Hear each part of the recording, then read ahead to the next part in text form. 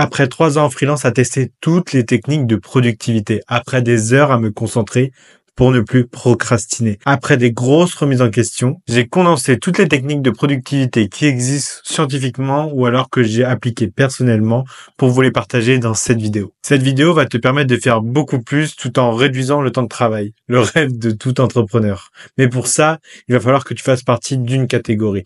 Il va y avoir ceux qui vont mettre en place et ceux qui vont consommer ce contenu. Je me mets devant cette caméra juste pour toi, pour te partager un maximum de valeur. Alors s'il te plaît, ne me fais pas regretter mon choix, va du côté de ceux qui vont appliquer tous les conseils. La première technique de productivité que tu peux appliquer, c'est la matrice d'Eisenhower. Cette matrice t'aide à classer des tâches en 4 catégories. Urgentes et importantes, urgente mais pas importante, importante mais pas urgente, et ni urgente ni importante. Cette technique scientifique ultra connue de tous permet du coup de classer tes tâches par ordre de priorité. Ça va te permettre, quand tu commences ta journée, de savoir par quelle tâche tu dois commencer, par les urgentes et importantes. Tu vas voir que beaucoup de tâches que tu pensais importantes ne seront finalement pas du tout urgentes et donc va passer ensuite dans ta liste de tâches. Il suffit juste que tu utilises cette matrice tous les matins pour classer tes tâches et du coup savoir par quoi commencer. On continue par un autre concept ultra scientifique, c'est la loi de Parkinson. Celle-là, on l'a tous vécue pendant nos études. On avait 2 mois pour préparer un examen et on se met tous la veille ou l'avant-veille. Pourquoi cette loi existe? Parce que plus le délai va être long pour faire la tâche, plus on va mettre longtemps pour la faire. C'est à chaque fois la même chose. Alors pour éviter cette loi, c'est pas compliqué, tu vas réduire toutes tes deadlines. Au lieu de dire, OK, pour faire mon post Insta, OK, pour faire mon post LinkedIn, il me faut 3 heures, je dois le faire pour mardi. Eh ben non, tu le fais pour lundi et tu le fais en 1h30. Toutes tes deadlines, tu les raccourcis. Ça va te permettre du coup de ne plus être dans le rush et de ne plus prendre énormément de temps pour une tâche qui pourrait être réduite en 2 fois moins de temps. Essaye d'appliquer, je te jure que moi, ça a vraiment changé ma vision des choses. Maintenant, mes carousels LinkedIn ou alors mes posts Instagram, je les fais en moins de 30 minutes parce que je me suis forcé à les faire en 30 minutes. Je me suis pas dit non, je les fais, j'ai une semaine pour les faire. Non, j'ai 30 minutes, c'est maintenant et je les fais en 30 minutes maintenant. N'hésite pas à être rigoureux là-dessus. Maintenant, je vais te partager un autre principe qui est là d'aspect personnel, c'est l'anti-to-do list. J'en avais marre des to-do list à rallonge où tu voyais jamais la fin et ça te démotive. T'avais juste pas envie de recommencer le lendemain tellement elle était longue. Donc je me suis dit pourquoi je fais des to-do list alors que je fais tout le temps la même chose. L'entrepreneuriat, c'est juste répéter les mêmes actions qui fonctionnent et les faire progresser grâce à de l'A/B testing. C'est tout simplement ça. Normalement, dans ta semaine, il y a énormément de tâches récurrentes. Moi, c'est 70 à 80% des tâches qui sont récurrentes. Donc j'ai pas besoin de les marquer dans ma to-do parce que je sais que je dois les faire. J'ai des créneaux de batching et ça, on va y revenir dans un autre concept qui me permet de dire OK, le lundi, je fais toutes mes idées de post. OK, le mardi, je fais toutes les créations du copywriting des posts.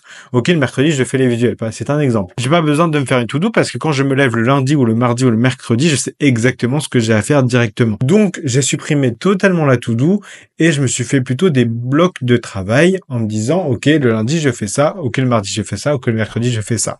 Et j'ai plus cet aspect de to-do. Alors oui, si vous avez des clients à gérer, si vous avez des mission un peu plus spécifique, là, il va falloir une to-do, mais dans cette to-do, je vous invite à mettre le moins de choses possible. 5 à 6 choses par jour, grand maximum. Et ça va vous enlever cette angoisse de la to-do qui a jamais de fin et qui démotive plutôt que d'organiser. On va continuer avec le batching, je viens de vous en parler. Le batching, c'est tout simplement de regrouper les mêmes tâches dans un bloc de travail. C'est-à-dire qu'au lieu de faire une idée de poste, puis à 14 heures faire le copywriting, puis à 16 heures faire le visuel, au lieu de disperser tes tâches un peu n'importe comment, tu vas regrouper les mêmes tâches dans un même bloc de travail. Donc, toutes tes idées de poste, OK, pour la semaine, tu vas les écrire le lundi matin.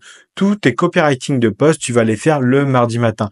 Toutes tes missions où tu as besoin de visuels, tu vas les faire le mardi après-midi, par exemple. Le but est vraiment d'avoir un agenda qui est fait par bloc de 3-4 blocs grand maximum et qu'il n'y ait rien d'autre qui s'intercale. Moi, par exemple, le lundi matin, je fais mes idées de poste. Le lundi après-midi, j'améliore la formation. Le lundi soir, je fais mes appels de vente. Le mardi matin, je fais mes copywriting de poste. Le mardi après-midi, je fais mes coachings. Le mardi soir, je fais mes appels de vente. Voilà, tout est organisé par bloc. Le batching permet à ton cerveau de ne pas avoir à se reconcentrer. C'est-à-dire que quand il passe d'une tâche à une autre, donc Donc, par exemple, d'une idée de poste à écrire un poste, c'est pas le même fonctionnement dans ton cerveau, donc il doit se réadapter à ce qu'il pensait.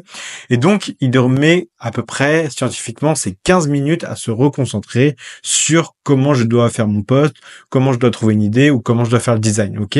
Et donc, si tu regroupes toutes tes idées de poste au même moment, au même endroit pour toute ta semaine ou pour les 2 semaines, ça te permet de plus avoir ce laps de temps des 15 minutes et de rester dans cet état de flow qui te permet d'avoir plein d'idées qui viennent parce qu'une idée en amène une autre, qui en amène une autre, qui en amène une autre. Et tu ne coupes jamais cet état de flow parce que tu pars sur tes 15 posts ou tes 7 posts d'affilée en fonction de combien t'en fais. On va pouvoir suivre avec logiquement le Deep Work Theory. Je pense que tu en as déjà entendu parler. Le Deep Work, c'est cet état de flow où quand tu baisses la tête, tu as l'impression qu'il s'est passé 30 minutes alors qu'en fait, tu as travaillé 3 heures et que tu as avancé énormément sur tes tâches parce que tu es resté concentré. Tu t'es pas déconcentré, t'as pas regardé autre chose, t'as enlevé les notifications, t'es pas parti à droite à gauche, t'es resté focus sur ce que tu avais à faire et ça t'a fait énormément avancer. Et ben pour ça, il y a plusieurs techniques. En fait, c'est un état mental qui a été prouvé et qui te permet d'avancer beaucoup plus vite. Pour se mettre dans cet état mental, déjà, il faut qu'il y ait aucune distraction, pas de notification, pas de téléphone, pas de réseaux sociaux, pas de musique avec des paroles. Tout ce qui peut te défocus, il faut que tu l'enlèves. Il faut que tu trouves une routine pour te mettre dans cet état de deep work. C'est-à-dire que moi, quand je veux me concentrer, ce que je vais faire, c'est que je vais prendre une bouteille d'eau, je vais prendre un carnet pour prendre des notes, mon ordinateur, une page Notion, une page Google, pas plus. Souvent, c'est Canva pour faire des visuels, par exemple. Pas plus, pas d'autres pages, parce qu'autrement, ça te donne envie de swiper sur notre page et de partir dans le néant des médias. Donc, restez concentré, restez juste avec une page, le minimum possible, et te concentrer pour un créneau de 1 heure, 2 heures, 3 heures, 4 heures.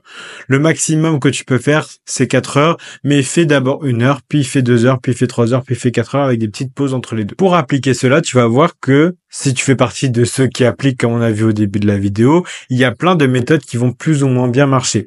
Et ben, il faut que tu appliques la stratégie de l'inversion. Ok? Au lieu de te demander qu'est-ce que je dois mettre en place pour être dans un état de deep work ou pour être productif, pour faire le maximum de choses dans un minimum de temps, demande-toi qu'est-ce que je ne dois pas faire pour sortir de l'état de deep work, pour ne pas être productif. Qu'est-ce que je ne dois pas faire? Par exemple, si tu veux être productif, pense au comportement qui te rend improductif. Les notifications, les téléphones, les personnes qui rentrent dans ton bureau, tu vois, et c'est plein de choses que tu ne dois pas faire ou que tu ne dois pas accepter qui vont venir en tête et que tu vas pouvoir directement corriger. Je vais pouvoir enchaîner avec le principe de feedback loop interne. La feedback loop interne est un process qui te permet qu'à chaque fin de projet ou de tâche, tu regardes ce qui a fonctionné ou ce qui a moins bien fonctionné et que tu le notes afin de le corriger la prochaine fois. Tu t'es mis dans un état de deep work, tu as remarqué qu'au bout de 30 minutes, tu as perdu l'attention, tu t'es défocus, t'es allé sur YouTube, bam, ok, dès que j'ai une fenêtre YouTube ouverte, j'ai envie d'y aller et ça me sort de mon focus, donc il faut absolument que j'enlève cette page. Ok, mon temps d'attention maintenant est de 30 minutes,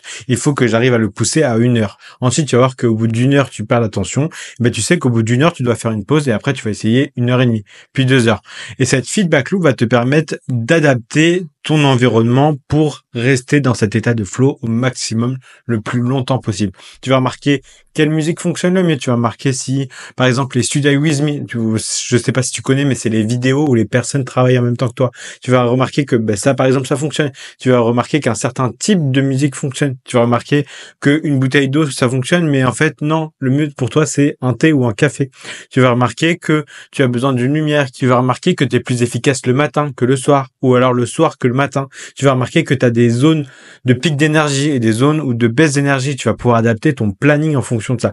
Cette feedback loop interne est super sous-cotée et il va falloir que toi, tu la mettes en place, qu'à chaque fin de projet, tu te dises, OK, là, j'étais bien, là, j'étais pas bien, là, j'étais bien, là, j'étais pas bien. Je te conseille de faire un fichier, soit un Google Excel tout simple, ou alors sur un Notion, où tu énumères exactement toutes les tâches et ce que tu en as pensé, les positifs, les négatifs, ton niveau d'énergie, ce que tu dois changer, ce que tu dois garder. Dans les règles de productivité, souvent, on vous donne la règle des 2 minutes. Si une tâche te prend moins de 2 minutes à la faire, fais-la tout de suite. Je ne suis absolument pas d'accord avec cette méthode pour la simple raison que moi, si tu me donnes une tâche de moins de 2 minutes, je sais pas moi, répondre à un DM, ça prend moins de 2 minutes, ok, et ça va me sortir directement de mon état de focus et des tâches que j'avais à faire et je vais penser à autre chose et je vais plus être du tout concentré. Moi, cette règle de 2 minutes ne me convient pas du tout. C'est totalement contre-productif pour moi. Du coup, je te conseille de tester pour toi, voir si tu n'appliques pas cette règle des 2 minutes, est-ce que tu arrives à être mieux concentré? C'est mon cas et je le partage dans cette vidéo. Je crois qu'on a fait pas mal le tour là sur toutes les stratégies de productivité que tu peux appliquer dès demain. À toi maintenant de le mettre en place, de regarder si tu es arrivé jusqu'ici. Lâche un like et un petit commentaire, ça fera grave plaisir pour la prochaine vidéo. N'hésite pas à me dire ce qui t'intéresserait pour t'améliorer, que ce soit dans le business ou alors dans la création de contenu. Allez, ciao!